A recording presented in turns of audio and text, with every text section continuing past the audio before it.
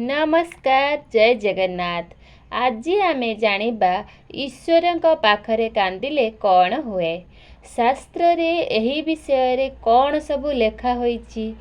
भिडियोटी को आरंभ करबा पूर्वरु आपण मानकु गोटे छोटिया अनुरोध।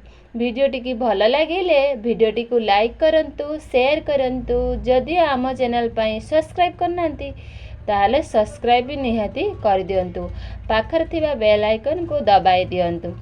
ईश्वरଙ୍କ पाखरे सही व्यक्ति कांदी थांती जे ईश्वरଙ୍କ उपरे संपूर्ण विश्वास करिथांती, जहांक सहित किछि भल हेले मध्य ईश्वरଙ୍କ पाखरे कांदी थांती। सेइटा होची खुशीर लुह। एवं बहुत दुखित हेले मध्य ईश्वरଙ୍କ पाखरे कांदी थांती। जेउ माने मध्य मंदिर भितरे कांदिबार देखिथिबे किंबा निज मध्य मंदिर भितरे कांदिथिबे ताहले से माने निश्चित भावरे अनुभव करिथिबे जे ठाकुरଙ୍କ दर्शन करिबा परे ही आखिर लुह झरी पड़े। एमिति लागे जे हृदयर सबु दुख कष्ट हस खुशी ठाकुरଙ୍କୁ जणाई देला परे मनर अद्भुत शांति आसी थाए। जेउ माने भी ईश्वरଙ୍କୁ मानि थांती से माने प्रत्येक परिस्थिति रे ईश्वरଙ୍କୁ स्मरण करिथांती। से जानती जे ईश्वर विलंब करि पारंती, किंतु दिने ना दिने निश्चिंत भावरे तांकर इच्छा पूर्ण करिदेबे। जेउ व्यक्ति ईश्वरଙ୍କ सामनारे कांदी थांती तांकर भाग्य बदली जाए। ईश्वरଙ୍କର आशीर्वाद तांको उपरे सदा सर्वदा रही थाए। जदिओ सही व्यक्तिଙ୍କ सहित किछि भल नहेले मध्य सेमाने ईश्वरଙ୍କ उपरे संपूर्ण विश्वास करंती कि तांको भगवान ही साहाय्य करिथांती। से प्रत्येक दुखरे ईश्वरଙ୍କୁ स्मरण करिथांती। खुशी रे मध्य भगवान को भूलंती नहीं। ईश्वरଙ୍କୁ स्मरण कले प्रत्येक व्यक्ति मन पवित्र हो जाए। आध्यात्मिकता तांको भितरे जागृत होई उठे। तांकर मन तांकर ध्यान ईश्वरଙ୍କ भक्ति रे लागी जाए। कौनसी व्यक्ति ईश्वरଙ୍କ सामनारे ध्यान करंती ओ निजर दुख जंत्रणा जणाई थांती, ईश्वर निश्चित भावरे तांकर मनर कथा बुझी थांती एवं से निश्चित भावरे साहाय्य करिथांती। निजर दुख कष्ट को बाहरिबा पाई यदि चाहुचंती हेले भागवत गीता पढ़िबा आरंभ करिदेबा उचित। काहेकि ना कौनसी दुखी व्यक्ति भागवत गीता पढ़ांती ताहले तांको बहुत शीघ्र भगवान भल रास्ता देखाई दियंती। जदि केही संपूर्ण विधि अनुसार भागवत गीता पढ़ंती ताहले तांको जीवन रे चमत्कार निश्चय होई थाए। ईश्वरଙ୍କର आराधना करंती देखिबे ईश्वर तुम जीवनर बड़ बड़ संकट को दूर करदेब। ईश्वरଙ୍କ उपरे विश्वास करुथिबा प्रत्येक व्यक्तिଙ୍କ जीवन रे मूल्य लक्ष्य हेला स्वर्ग प्राप्त करिबा। प्रत्येक व्यक्ति चाहती जे सेमाने बंचिथिबा भितरे संसारर समस्त सुख को उपभोग करिवे आ मृत्यु परे स्वर्ग प्राप्ति करिवे। समस्ते सुख भोग करिबा पई ईश्वरଙ୍କର आराधना करिबा आरंभ करि दियंती आ चाहती कि संसार रे सबु सुख मते मिलू। किंतु प्रत्येक व्यक्ति ध्यान देबा उचित जे ईश्वरଙ୍କର कर्तव्य हेला तांको भक्तଙ୍କର पेट करिबा, ना कि समस्तଙ୍କର प्रत्येक इच्छा को पूर्ण करिबा।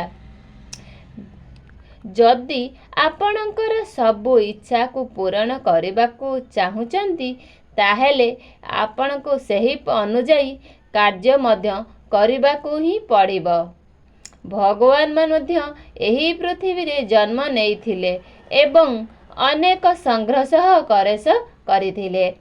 समस्त लोक ईश्वरଙ୍କ ठारू शिखिबा उचित जे किपरि जीवन बंचिबा उचित हुए। ଏହି ପୃଥିବୀକୁ ମୃତ୍ୟୁ ଲୋକ ମଧ୍ୟ କୁହାଯାଏ। ମୃତ୍ୟୁର ଦେଶ କୁହାଯାଏ ଯେ କାରଣ ଏଠାରେ ବିଭିନ୍ନ ପ୍ରଜାତିରେ ସମସ୍ତେ ଜନ୍ମ ନେଇଥାନ୍ତି ଏବଂ ଜନ୍ମ ପରେ ମୃତ୍ୟୁ ମଧ୍ୟ ସର୍ବଦା ଲାଗି ରହେ। ପୃଥିବୀରେ 44 ଲକ୍ଷ ପ୍ରଜାତି ଅଛନ୍ତି। ଅନେକ ପ୍ରଜାତିରେ ବୁଲିବା ପରେ ଏବଂ ଅନେକ ଅସୁବିଧା ପରେ ମଣିଷ ହୋଇ ଜନ୍ମଗ୍ରହଣ କରିଥାନ୍ତି। ମଣିଷ ଜନ୍ମରେ ଅନେକ ଗୁରୁତ୍ୱପୂର୍ଣ୍ଣ ଉଦ୍ଦେଶ୍ୟ ଅଛି, ନା କି ଆମେ ମଜା କରିବା ପାଇଁ ଏହି ପୃଥିବୀରେ ଜନ୍ମ ହୋଇଛୁ। ଏହି ପୃଥିବୀରେ ପ୍ରତ୍ୟେକ ବ୍ୟକ୍ତି କିଛି ନା କିଛି ଉଦ୍ଦେଶ୍ୟ ନେଇ ଜନ୍ମଗ୍ରହଣ କରିଥାନ୍ତି। କିଛି ଲୋକ ନିଜର ଭଲ ଏବଂ ଖରାପ କର୍ମ ଫଳରେ ଭୋଗିବାକୁ ଜନ୍ମଗ୍ରହଣ କରିଥାନ୍ତି। ଯିଏ ଭଲ କାମ କରେ ଏବଂ ଈଶ୍ୱରଙ୍କୁ ଶ୍ରଦ୍ଧାର ସହିତ ଭକ୍ତି କରେ, ସେ ଈଶ୍ୱରଙ୍କ ନିକଟତର ହୋଇଥାଏ। ତାଙ୍କ ଈଶ୍ୱର ଆଶୀର୍ବାଦ ମିଳିଥାଏ। ଯେଉଁ ବ୍ୟକ୍ତି କୌଣସି ଜୀବକୁ କ୍ଷତି ପହଞ୍ଚେ ନାହିଁ, ସେହି ବ୍ୟକ୍ତି ମଧ୍ୟ ଈଶ୍ୱରଙ୍କ ନିକଟତର ହୋଇଥାନ୍ତି। ଏହାର ଅର୍ଥ ନୁହେଁ ଯେ କେହି ଯଦି ଆକ୍ରମଣ ଆପଣଙ୍କୁ କରୁଥାନ୍ତି, ଆପଣ ଚୁପଚାପ ସହ୍ୟ କରିନେବେ। ଯଦି ଆପଣଙ୍କ ସହିତ କିଛି ଅନ୍ୟାୟ ହେଉଛି, ତାହେଲେ ଅନ୍ୟାୟର ବିରୋଧରେ ସ୍ୱର ଉତ୍ତୋଳନ କରିବା ଉଚିତ। ଅନ୍ୟାୟକୁ ବରଦାସ୍ତ କରିବା ଉଚିତ କଦାପି ନୁହେଁ। ଭଗବାନ ଶ୍ରୀକୃଷ୍ଣ ଅର୍ଜୁନଙ୍କୁ ଯୁଦ୍ଧ ସମୟରେ ଉପଦେଶ ଦେଇଥିଲେ ଯେ ଭୟଭୀତ ନ ହୋଇ ଜୀବନ ଜୀଇବା ଉଚିତ। ଯଦି ଆପଣଙ୍କ ସହିତ କିଛି ଅନ୍ୟାୟ ହେଉଛି, ତେବେ ଏହାକୁ ସହ୍ୟ କରିବା ନିର୍ଭୁଲତା ହୋଇଥାଏ। ଯିଏ ସାଧା, ଯିଏ ସଚ୍ଚୋଟ ଜୀବନ ବିତାଇଥାନ୍ତି, ତାଙ୍କ ପ୍ରତି ଈଶ୍ୱରଙ୍କର ବିଶେଷ କୃପା ରହିଥାଏ। କିଛି ମାଗିବା ପୂର୍ବରୁ ହିଁ ଈଶ୍ୱର ତାଙ୍କର ସବୁ ଇଚ୍ଛା ପୂରଣ କରିଦିଅନ୍ତି। ଧୀରେ ଧୀରେ ତାଙ୍କର ସମସ୍ତ ଅସୁବିଧା କମ୍ ହେବାର ଆରମ୍ଭ ହୋଇଯାଇଥାଏ। ସେହି ବ୍ୟକ୍ତି ସର୍ବଦା ଈଶ୍ୱରଙ୍କର ଧ୍ୟାନ କରିବା ଆରମ୍ଭ କରିଦିଅନ୍ତି ଏବଂ ସେ ଅନୁଭବ କରନ୍ତି ଯେ ଈଶ୍ୱର ତାଙ୍କ ସହିତ ଅଛନ୍ତି। ଯେତେବେଳେ ତାଙ୍କ ସହିତ କିଛି ଖରାପ ହୋଇଥାଏ, ସେତେବେଳେ ମଧ୍ୟ ସେ ଏହାକୁ ଈଶ୍ୱରଙ୍କର ଇଚ୍ଛା ବୋଲି ଭାବି ନିଅନ୍ତି। ଯଦି କିଛି ଭଲ ହୁଏ, ତେବେ ସେ ଏହାକୁ ଈଶ୍ୱରଙ୍କର କୃପା ବୋଲି ଭାବିଥାନ୍ତି। ଏହିପରି ବ୍ୟକ୍ତି ବିଶେଷ ସଂସାରର ସମସ୍ତ ଲୋକଙ୍କ ମନକୁ ପଢ଼ିବାର ଶକ୍ତି ପାଇଥାନ୍ତି। ସେ ଠିକ୍ ଓ ଭୁଲ ଲୋକଙ୍କୁ ସହଜ ଚିହ୍ନି ପାରନ୍ତି। ହେଲେ ତାଙ୍କର ପ୍ରକୃତି ମଧ୍ୟ ଅନ୍ୟ ଲୋକଙ୍କଠାରୁ ବହୁତ ଅଲଗା ହୋଇଥାଏ। ସେ କେବେ କାହାର ମନର ଚିନ୍ତାରେ ମନ୍ଦ ଚିନ୍ତା କରନ୍ତି ହିଁ ନାହିଁ। କିନ୍ତୁ ଏହି ଦୁନିଆରେ ଭଲ ଦିନ ଯେତେବେଳେ ଆସିବେ, ଆପଣ ମଧ୍ୟ ଭଲ ବନ୍ଧୁ ପାଇବେ। ଆଶା କରୁଛି ଆଜିର ଏହି ଭିଡ଼ିଓଟି ଆପଣମାନଙ୍କୁ ଭଲ ଲାଗିଥିବ। ଭିଡ଼ିଓଟିକୁ ଭଲ ଲାଗିଥିଲେ ନିଶ୍ଚିତ ସାଙ୍ଗସାଥୀଙ୍କୁ ସେୟାର କରିଦିଅନ୍ତୁ। ଯଦି ଆମ ଚ୍ୟାନେଲକୁ ସବସ୍କ୍ରାଇବ୍ କରିନାହାନ୍ତି, ନିଶ୍ଚିତ ସବସ୍କ୍ରାଇବ୍ କରିଦିଅନ୍ତୁ। ପାଖରେ ଥିବା ବେଲ୍ ଆଇକନ୍କୁ ମଧ୍ୟ ତାକୁ ଦବାଇ ଦିଅନ୍ତୁ। ଦେଖିବେ ଜଲ୍ଦି ମୋର ନୋଟିଫିକେସନ୍ ଆପଣ ପାଖରେ ଯାଇ ପହଞ୍ଚି ପାରିବ। ତେବେ ଫ୍ରେଣ୍ଡସ୍, ମୋର ଭିଡ଼ିଓଟି ଭଲ ଲାଗିଥିଲେ ନିଶ୍ଚିତ ସାଙ୍ଗସାଥୀ, ବନ୍ଧୁ ବାନ୍ଧବ ସମସ୍ତଙ୍କୁ ସେୟାର କରିଦିଅନ୍ତୁ।